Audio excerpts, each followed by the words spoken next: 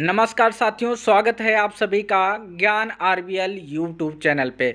मैं संदीप मौर्य। लगातार आपसे साइंस टॉपिक के ऊपर डिस्कशन चल रही है। ऑलरेडी साइंस के कई सारे लेक्चर बना दिए गए हैं। अगर उन वीडियोज को आपने नहीं देखा है तो उसका लिंक डिस्क्रिप्शन में दिया हुआ है, आप वहां से जाकर के उन टॉपिक को देख सकते हो। साथियों, आज का जो हमारा प्यारा सा टॉपिक है बल तथा गति के नियम। साथियों, ये टॉपिक बहुत ही शानदार, बहुत ही ज़बरदस्त होने वाला है। कहीं ना कहीं आपके एग्जाम में यहाँ से प्रश्न स्वाभाविक है कि आएंगे ही आएंगे। तो साथियों, सबसे पहले हम बल के बारे में जानने का प्रयास करते हैं कि बल किसे कहते हैं। बल को इंग्लिश में बोलते हैं फोर्स। साथियों, क्या बोलते हैं? फोर्स बोलते हैं। जैसे मान लिया मेरे भाई, यहाँ पर कोई एक वस्तु रखा हुआ है। मान लिया कोई भी एक वस्तु रखा हुआ है, जिससे हमने कहीं ना कहीं आयत जैसा यहाँ पर बना दिया है। अब मेरे भाई, अगर हम इस डायरेक्शन से फोर्स लगाएं तो इसे हम बोलेंगे धकेलना। क्या बोलेंगे मेरे भाई? धकेलना बोलेंगे। अगर यहाँ पे हमने मान लो कोई चीज़ बांध दी, कोई चीज़ बांधने का मतलब रस्सी बांध दी, अगर इस डायरेक्शन में फोर्स लगाएंगे तो इसे बोलेंगे खींचना। क्या बोलेंगे मेरे भाई? खींचना। एक बात बताओ मेरे भाई, अगर यहाँ से कोई इसको धकेलेगा और इस डायरेक्शन में से कोई खींचेगा तो इसमें क्या होगा? इस वस्तु में क्या आएगा? तो कहीं ना कहीं अगर हम लोग पीछे से धक्का दे रहे हैं और आगे की तरफ से खींच रहे हैं तो वस्तु की स्थिति में क्या आएगा? परिवर्तन आएगा। और यही परिवर्तन साथियों क्या कहलाता है? बल कहलाता है। तो बल की परिभाषा हम लोग जनरली जान चुके हैं। बल वह धकेल अथवा खिंचाव है जो किसी वस्तु की स्थिति में परिवर्तन लाने का प्रयास करता है। जरूरी नहीं कि परिवर्तन हो, लेकिन ये परिवर्तन लाने का क्या करता है मेरे भाई? प्रयास करता है। यहीं पर अगर कोई वस्तु गतिमान अवस्था में है तो वो बाह्य बल लगा करके उसे विरामावस्था में लाया जा सकता है, या हम विरामावस्था में लाने का प्रयास करेंगे। तो ध्यान दीजिएगा कैसे। जैसे मेरे भाई, यहाँ पर क्या है, ध्यान से समझिएगा। कोई एक डिब्बा रखा हुआ है, डिब्बा रखा हुआ है और आपको इधर से फोर्स लगाना है तो इसे क्या बोलेंगे? धकेलना बोलेंगे। अगर इस डायरेक्शन से इसको खींचेंगे इस साइड में तो इसे खींचना बोलेंगे। तो आप ही बताओ, जब इसे धक्का देंगे, आप इस डायरेक्शन में इसको खींचोगे तो बल की स्थिति में क्या होगा? परिवर्तन होगा। और यही परिवर्तन को कहीं ना कहीं हम लोग क्या बोलेंगे? बल बोलेंगे। आई होप कि आपको चीज़ें एकदम क्लियर हो गई होंगी। जैसे मान लो, आप क्रिकेट का एक एग्जांपल देते हैं। जैसे मान लो यहाँ पर कोई बैट्समैन है और यहाँ से इसने बैट से बल्ले के द्वारा क्या गेंद को मारा, तो गेंद किस अवस्था में होगा मेरे भाई? गति की अवस्था में होगा। और यहाँ पे कोई फील्डर, जब ध्यान से समझना, ध्यान से समझना, बड़ी बात बता रहा हूँ मेरे भाई। यहाँ पर गेंद क्या होगा? गति की अवस्था में होगा। और जैसे ही ये खिलाड़ी के पास आएगी साथियों, ये बाह्य बल द्वारा यानी हाथ से बॉल को रोकने का प्रयास करेगा। यानी जो बाह्य बल, जो खिलाड़ी बॉल को रोक रहा है, तो रोकने में जो बल लगता है उसे क्या कहेंगे भाई? बाह्य बल कहेंगे। तो यहाँ पर आप देख सकते थे ये क्या हो रहा था? बॉल मूवमेंट कर रहा था, लगातार गति कर रहा था। तो अगर यहाँ पे कोई फील्डर इसको रोकने का काम करता है तो वस्तु को किस अवस्था में ला देता है? विरामावस्था में ला सकता है। तो हम कह सकते हैं बल द्वारा किसी स्थिर वस्तु को गति की अवस्था में तथा गति की अवस्था को स्थिर अवस्था में लाया जा सकता है या लाने का प्रयास करता है। जरूरी नहीं कि मेरे भाई रुके ही, लेकिन वो प्रयास जरूर करता है कि वो वस्तु विरामावस्था में है तो गति की अवस्था में आ जाए, अगर गति की अवस्था में है तो विरामावस्था में हो जाए। ये कब होगा? जब कोई किसी वस्तु पर बाह्य बल लगाया जाएगा। आई होप कि अब आपको चीज़ें एकदम क्लियर हो गई होंगी। अब इसको जो सॉलिड एग्जाम्पल है उसके माध्यम से चीज़ों को समझा देते हैं। बल वह बाह्य कारक है। बाह्य कारक क्यों? क्योंकि हमेशा ये बाहर से ही लगाया जाता है। जो वस्तु की विरामावस्था तथा गति की अवस्था अथवा उसकी आकृति में परिवर्तन अथवा परिवर्तन का प्रयास करता है। हमने अभी आपको बताया एग्जाम्पल के माध्यम से, अगर कोई स्थिर वस्तु है तो उसको बाह्य बल द्वारा लगाकर उसे गतिमान अवस्था में लाया जा सकता है। अगर कोई गतिमान अवस्था में है तो बाह्य बल द्वारा लगा करके उसे विरामावस्था में लाया जा सकता है। आई होप कि आप लोगों को बहुत अच्छे ढंग से बल अब समझ में आ गया होगा। अब बल के मात्रक की बात कर लेते हैं। बल का जो सॉलिड मात्रक होता है साथियों, वो होता है न्यूटन। क्या होता है? न्यूटन होता है। क्योंकि न्यूटन के गति विषयक द्वितीय नियम में क्या बताया गया है? F बराबर ma। क्या बताया गया है, F बराबर ma। अगर बल की बात करें तो बल का जो एसआई मात्रक होता है साथी वो न्यूटन होता है, लेकिन एक मात्रक और होता है, ध्यान से समझिएगा, F बराबर ma। क्योंकि हमने कहा था आपके परीक्षा के दृष्टिकोण से मात्रक तथा विमाएं मोस्ट इंपॉर्टेंट है, यहाँ से क्वेश्चन बनना तय है साथियों, ये चीज़ समझ के रखिएगा आप लोग। अगर हम बल की बात करते हैं तो बल बराबर होता है ma। ये किसका नियम है, न्यूटन का गति विषयक द्वितीय नियम है। तो साथियों m को कहते हैं द्रव्यमान और a को बोलते हैं त्वरण। यानी अगर द्रव्यमान की बात करें तो इसका मात्रक क्या होता है, kg होता है। क्या होता है साथी, kg होता है, क्योंकि F बराबर ma। अगर यहाँ पे द्रव्यमान की बात करें तो द्रव्यमान का जो मात्रक होता है kg और त्वरण का जो होता है मीटर पर सेकेंड स्क्वायर। क्या होता है, मीटर पर सेकेंड स्क्वायर होता है। फिर से समझिएगा, बल का एक एसआई मात्रक न्यूटन होता है, दूसरा क्या होता है, kg मीटर पर सेकेंड स्क्वायर। आई होप कि अब चीज़ें आपको एकदम क्लियर हो गई होंगी। ध्यान से समझिएगा, अगर बल का मात्रक पूछे, एसआई मात्रक पूछा जाएगा तो आप सभी को न्यूटन या kg मीटर पर सेकेंड स्क्वायर जवाब देना है। यहीं पर और बात करें, बल का जो एक और मात्रक होता है जिसे सीजीएस मात्रक भी बोल सकते हैं, उसका नाम साथियों डाइन है। डायन साथियों, वो डाइन नहीं जो आप लोग समझ रहे हैं, तो डायन यहाँ पर क्या है, बल का मात्रक है साथियों। और यहाँ पर ध्यान दीजिएगा, इसका मान जी पर निर्भर नहीं करता है। जैसे न्यूटन और डायन जो है साथियों, ये जो गुरुत्वीय त्वरण होता है उस पर निर्भर नहीं करता है। ये बड़ी बात, क्योंकि आप सभी को पता है स्मॉल जी आपका मान जो होता है स्थिर नहीं होता है, यानी हर जगह पे इसका स्थान जो होता है वो अलग अलग होता है। जैसे मान लो अभी हम लोग रायबरेली में हैं, तो रायबरेली में जी का मान कुछ और होगा, आगे जाके आप लखनऊ गए तो वहाँ पर जी का मान कुछ अलग होगा, क्योंकि मेरे भाई स्थान के साथ में जी स्मॉल जी के मान में क्या आता है, परिवर्तन आता है। और आपको बता दूं, इस तरीके का जो बल होता है तो जिसका मात्रक न्यूटन होता है या केजी मीटर पर सेकेंड होता है, उसका प्रत्येक स्थान पर मान जो होता है एक समान बना रहता है, क्योंकि ये किस पर डिपेंड नहीं होता है, जी पर डिपेंड नहीं होता है साथियों। यानी कहने का मतलब, जैसे क्रिकेट खिलाड़ी गेम खेल रहा है, अब वो गेम खेल रहा है मेरे भाई, तो अगर वो बैट से किसी बॉल को मारेगा तो जितने स्पीड में वो पहले भारत में मार रहा था उतने ही स्पीड में मान लो अमेरिका नहीं, ऑस्ट्रेलिया में जाके क्रिकेट खेल रहा हो उतने ही स्पीड से मारेगा। और जिस स्पीड से बाह्य बल से कोई खिलाड़ी उस गेंद को रोक रहा होगा, चाहे वो देश विदेश किसी भी प्लेस में रहा होगा, उसी बल से क्या करेगा, रोकने का काम करेगा। आई होप कि आप लोगों को अब एकदम क्लियर हो गया होगा। यानी हम कह सकते हैं जो ये बल लगता है ना, ये प्रत्येक स्थान पर एक समान होता है, चाहे वो इंडिया हो, अमेरिका हो, मतलब देश विदेश कहीं पर भी हो, इसका मान एक समान ही होगा। आई होप कि चीज़ें अब आपको क्लियर हो गई होंगी।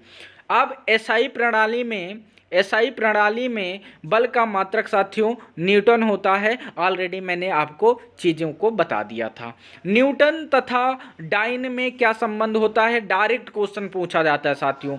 न्यूटन और डाइन में क्या संबंध होता है, इस बात को हम बहुत अच्छे ढंग से आपको बता रहे होंगे, तो आपको डायरेक्ट याद रखना है, 1 न्यूटन बराबर 10 की पावर 5 डायन के होता है। 1 न्यूटन में कितने डायन होते हैं, 10 की पावर 5 डायन होते हैं। इतना आपको लिख करके इम्पोर्टेंट लगा कर रख लेना है मेरे भाई, क्योंकि ये मोस्ट इम्पोर्टेंट चीज़ें हैं। यहाँ पर आप देख सकते हैं 1 न्यूटन का मान कितने के बराबर होता है, 1 केजी मीटर पर सेकेंड स्क्वायर के बराबर होता है।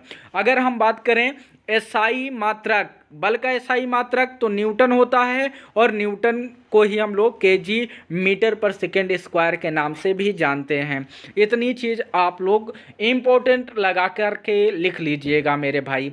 अब बल के गुरुत्वीय मात्रक की बात करते हैं, यानी जो स्मॉल जी पर निर्भर करता है। स्मॉल जी बोले तो साथी इसका मान हर जगह पे क्या होगा, अलग अलग होगा। इसमें पहली चीज तो आपकी भार हो जाती है, क्योंकि भार एक तरीके से आपको पता है W बराबर mg, यानी W बराबर mg होता है। तो W को क्या कहते हैं भैया, वेट कहते हैं। वेट मतलब वजन। जैसे कभी कभी आपसे वजन का मात्रक पूछा जाता है ना, तो बहुत लोग केजी बता के चले आते हैं, क्योंकि भाई जनरली हम लोगों के जीवन में ये पूछा जाता है कि भाई भार का मात्रक ना केजी होता है, ऐसा हम लोग मान के चलते हैं। लेकिन साथियों आपको पता होना चाहिए भार एक तरह का फोर्स होता है, बल होता है, और इसका मात्रक भी न्यूटन होता है, याद रखिएगा। यानी अगर हम वेट का मात्रक कभी भी आपके एग्जाम में आ जाए तो वेट का मात्रक साथियों न्यूटन होता है, तो इस बात को आप लोग लिख करके रख लें। तो यहाँ पर अगर हम बात करें ना साथी बल के गुरुत्वीय मात्रक का, तो यहाँ पर बल का जो गुरुत्वीय मात्रक होता है 1 kg भार होता है। 1 kg भार क्यों मेरे भाई, क्योंकि W बराबर mg होता है ना, W बराबर क्या होता है mg होता है। तो यहाँ पर क्या हो जाएगा, केजी हो जाएगा, और गुरुत्वीय त्वरण का क्या होता है, मीटर पर सेकेंड स्क्वायर होता है। तो वहीं से रिलेट करा करके ये बात निकल के आई। एसआई पद्धति में बल का गुरुत्वीय मात्रक क्या होता है, 1 kg भार। और ये भी पूछ लिया जाता है 1 kg भार कितने न्यूटन के बराबर होता है, तो 9.8 न्यूटन के बराबर होता है। इस बात को ध्यान रखिएगा। अगर सीजीएस पद्धति में बल का गुरुत्वीय मात्रक पूछा जाए तो हमने बताया था डायन होता है। क्या होता है, डायन होता है। तो 1 ग्राम भार कितने डाइन के बराबर होगा, तो आप लोगों को पता है भाई कि यहीं पर स्मॉल जी की बात हो रही है, तो इसमें 10 से और मल्टीप्लाई कर दो। अगर 10 से मल्टीप्लाई करोगे तो इसका मतलब 1 कट जाएगा, यानी कुल मिला के 100 का मल्टीप्लाई हुआ है। 100 का मल्टीप्लाई देखो ध्यान से समझो, ऐसे समझो जैसे 1 kg भार बराबर कितना दिया है 9.8 न्यूटन। तो अगर इसको हमें किस में, सीजीएस में बनाना है, किस में बनाना है, सीजीएस में। तो यहाँ पर साथी आप सभी को पता है, यहाँ पर ध्यान से समझो, जैसे किलोग्राम है तो यहाँ पर ग्राम हो जाएगा। क्या हो जाएगा, ग्राम हो जाएगा। देखो भार, तो यहाँ पर भी आपका भार दिया हुआ है, तो यहाँ पर 9.8 है, तो यहाँ पर कितना है 980 है। तो इसको रिलेट करके पढ़ सकते हो कि इसमें कहीं ना कहीं 100 का अगर हम मल्टीप्लाई करा दें तो ये पॉइंट से एक जीरो कट जाएगा, यानी कितना 98 गुणे 10, यानी कितना आ जाएगा 980 डायन आ जाएगा। इस बात को आप लोग ऐसे भी याद रख सकते हो। तो साथियों अब हम बात करते हैं जो इसका मेन टॉपिक है साथियों, जड़त्व। क्या है, जड़त्व। और साथी ये जड़त्व जो है ना, ये न्यूटन का गति विषयक प्रथम नियम है। यानी न्यूटन ने जो बल की परिभाषा दी थी, अपने बल की परिभाषा में जो पहला नियम दिया था, जिसे न्यूटन के जड़त्व के नियम से जानते हैं, जिसे गैलीलियो के नियम से भी जानते हैं, तो साथियों वो जड़त्व का ही नियम है। तो सबसे पहले हम लोग जान लेते हैं जड़त्व किसे कहते हैं। तो जड़त्व शब्द की उत्पत्ति जड़ता शब्द से हुई है। जड़त्व शब्द देखो, यहाँ पे हम चीज़ों को डायरेक्ट आपको बताना चाहते हैं। ध्यान दीजिएगा मेरे भाई, ध्यान दीजिएगा। हमने कहा जड़त्व शब्द की उत्पत्ति किस शब्द से हुई है, तो ये जड़ता शब्द से हुई है। किस शब्द से हुई है, जड़ता शब्द से हुई है, जिसका अर्थ होता है स्थिरता या अपरिवर्तनीय। यानी स्थिरता होता है किसका मान मेरे भाई, किसका अर्थ होता है, तो जड़ता शब्द का अर्थ होता है या अपरिवर्तनीय होता है। अपरिवर्तनीय का मतलब क्या, जिसमें कोई परिवर्तन ना हो, लगातार वो स्थिर बनी रहे। तो कहीं ना कहीं जड़ता शब्द का मतलब क्या निकल आएगा, स्थिरता से या अपरिवर्तनीय से। अपरिवर्तनीय नहीं समझ रहे होंगे तो इतना समझ जाना कि जड़ता शब्द का मतलब हो जाएगा जिसमें परिवर्तन ना आए, चेंज ना आए, वो जड़त्व होता है। और जड़त्व शब्द की उत्पत्ति किस शब्द से हुई है, तो जड़ता शब्द से हुई है, ऐसा आपको बता देना है मेरे भाई। अब इस नियम में है क्या मेरे भाई, ये क्या जो जड़त्व है ना अपने परिवर्तन में, यानी अगर कोई वस्तु विरामावस्था में है तो वो विरामावस्था में बनी रहना चाहती है। यदि एक समान गति की अवस्था में है तो एक समान गति की अवस्था में बनी रहना चाहती है, जब तक कि उस पर कोई बाह्य बल ना लगाया जाए। कोई बाह्य बल ना लगाया जाए। यानी जो जड़त्व है ना भाई साहब, ये अपनी अवस्था में परिवर्तन का क्या करेगी, विरोध करेगी। ध्यान से समझो, पढ़ के सुना देते हैं। प्रत्येक वस्तु अपनी विरामावस्था या गति की अवस्था में ही बनी रहना चाहती है और अपनी अवस्था में होने वाले परिवर्तन का विरोध करती है। ध्यान से समझो, इस बात को और गहराई से हम समझाने का प्रयास करते हैं। जैसे मान लो कोई वस्तु है, एक समान वेग से गतिमान है, तो वो चाह रही है कि हम एक समान वेग से गति की अवस्था में ही बनी रहना चाहती है। लेकिन मेरे भाई, पृथ्वी द्वारा विपरीत दिशा में इसमें क्या लगाया जाता है, घर्षण बल लगता है, जिस कारण से वस्तु क्या होता है, वस्तु की स्थिति में परिवर्तन आता है। तो इस परिवर्तन को कहीं ना कहीं कौन विरोध करेगा, जड़त्व के नियम जो है उसका विरोध करेगा। ध्यान दीजिएगा, अगर कोई वस्तु विरामावस्था में है तो वह विरामावस्था में ही बनी रहना चाहती है। यदि एक समान गति की अवस्था में है तो एक समान गति की अवस्था में बनी रहना चाहती है, जब तक कि उस पर कोई बाह्य बल न लगाया जाए। तो इसका मतलब जो जड़त्व है वो कहीं ना कहीं अपने में जो होने वाले परिवर्तन का विरोध करेगी। यानी अगर वो गति करती है तो गति की अवस्था में बनी रहना चाहती है। यदि एक समान गति की अवस्था में है तो एक समान गति की अवस्था में बनी रहना चाहती है। यदि विरामावस्था में है तो वो विरामावस्था में ही बनी रहना चाहती है। अब जड़त्व के कितने नियम हैं, तो साथियों कितने नियम होते हैं या कितने प्रकार के होते हैं, तो ये 3 प्रकार के होते हैं। एक होता है विराम का जड़त्व, एक होता है गति का जड़त्व, एक होता है दिशा का जड़त्व। ध्यान दीजिएगा मेरे भाई, 3 जड़त्व होते हैं, विराम का जड़त्व, गति का जड़त्व, दिशा का जड़त्व। अब विराम का जड़त्व क्या है, तो विराम का जड़त्व वो कहता है यदि वह विरामावस्था में है तो विरामावस्था में होने वाले परिवर्तन का विरोध करेगी। यानी कहने का मतलब, अगर वो विरामावस्था में है तो विरामावस्था में ही बनी रहना चाहती है, क्योंकि अगर बाह्य बल लगा देंगे तो सीधी सी बात है वो गति की अवस्था में आ जाएगा। तो जैसे ही गति की अवस्था में आएगा तो जड़त्व क्या चाहेगा कि हम विरामावस्था में ही बने रहेंगे। तो यानी कहीं ना कहीं बाह्य बल का ये क्या करेगा, विरोध करेगा। तो ध्यान दीजिएगा, विराम का जड़त्व क्या कहता है, यदि वस्तु का वह गुण जिस कारण वह अपनी विराम अवस्था में परिवर्तन का विरोध करता है, अगर वो विरामावस्था में है तो विरामावस्था में ही बनी रहना चाहती है, ऐसा आप समझ के चलें। यानी विरामावस्था में किसी भी प्रकार का वो परिवर्तन नहीं चाहती है। अब गति का जड़त्व तो हम बता देते हैं। अब ये क्या होगा, गति अगर एक समान गति की अवस्था में है तो एक समान गति की अवस्था में बनी रहना चाहती है। यानी इस पर बाह्य बल लगा करके ये रुकना नहीं चाहती है। जैसे हम चाहते हैं कि इस पर बाह्य बल लगा के इसे रोक लें, तो भैया ये जो रोकने का प्रयास करेंगे ना, तो यही चीज़ आपका जड़त्व कहलाएगा। ध्यान से समझिएगा, गति का जड़त्व क्या कहता है, यदि कोई वस्तु एक समान गति की अवस्था में है तो एक समान गति की अवस्था में बनी रहना चाहती है जब तक कि उस पर कोई बाह्य बल ना लगाया जाए। आइए इसको थोड़ा सा टेक्निकल शब्द से जानने का प्रयास करते हैं। ध्यान दीजिएगा, लिखा क्या हुआ है, वस्तु का वह गुण जिस कारण वह अपनी एक समान गति में होने वाले परिवर्तन का विरोध करता है। यानी कहने का मतलब, यदि कोई वस्तु गतिमान अवस्था में है तो वह एक समान गतिमान अवस्था में बनी रहना चाहती है जब तक कि उस पर कोई बाह्य बल ना लगाया जाए। इसी नियम को हम लोग क्या कहते हैं, गति का जड़त्व का नियम कहते हैं। अब यहीं पर बात करते हैं दिशा का जड़त्व। साथियों, दिशा का जो जड़त्व है वो इम्पोर्टेंट है साथियों। इसमें क्या होगा, अपनी दिशा में होने वाले परिवर्तन का विरोध करेगा, गति में परिवर्तन होने का विरोध करेगा और विराम में होने वाले परिवर्तन का विरोध करेगा। एक लाइन में ऐसे हम जान सकते हैं चीज़ों को।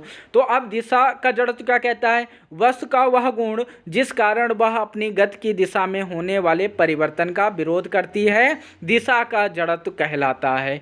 आई होप कि ये सारी चीज़ें आपको बहुत अच्छे ढंग से समझ में आई होंगी। एक बार फिर से हम आपके साथ डिस्कस करना चाहते हैं विराम का जड़त्व। विराम का जड़त्व क्या होगा, यानी विरामावस्था में होने वाले परिवर्तन का विरोध करेगी। हमने कहा गति की अवस्था, तो गति का गति का जड़त्व क्या होता है? तो गति का जड़त्व क्या होता है? गति में होने वाले परिवर्तन का विरोध करेगी। और दिशा का जड़त्व क्या होगा? दिशा में होने वाले परिवर्तन का विरोध करेगी। तो ये कहीं ना कहीं जड़त्व के नियम थे।